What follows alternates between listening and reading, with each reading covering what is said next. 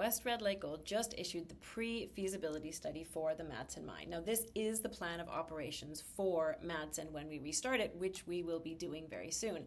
And it is a very solid plan that really reinforces the rationale to turn the Madsen Mine back on now, based on the reserves that we can touch at this moment in time.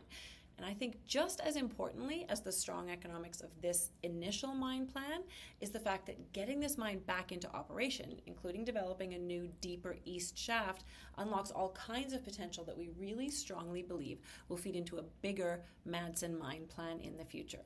In other words, this PFS outlines a strongly economic mine, but we think that this PFS is only the start of what we will eventually mine at Madsen.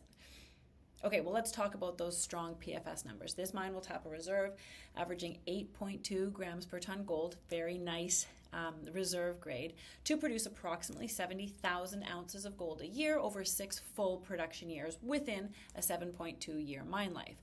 That production generates an average of $70 million in annual free cash flow over those 6 years, which gives the project a post-tax net present value of $315 million. Now, the internal rate of return is very high at 255%.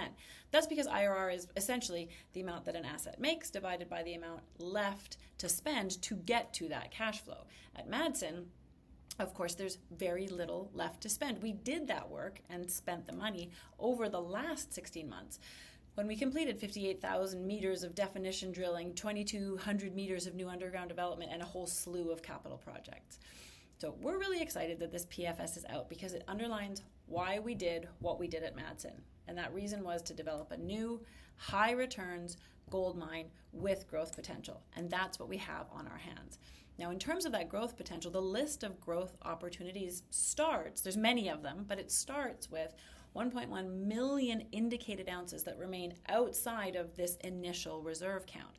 Now, we believe that a bit more drilling has strong potential to convert at least some of those ounces into reserves, as does the practical application of a higher reserve cutoff price than was used in the study. Now, the study used a reserve cutoff price of just $1,680 per ounce. That's what was used to determine economic viability. Practically speaking, we're operating in a very different gold environment than that. So we have always said from the beginning that there are 2 reasons to restart the Madsen Mine. The first is to take advantage of incredible infrastructure sitting atop a large high-grade resource to start producing gold into today's strong gold environment. This PFS study underlines that rationale makes good sense.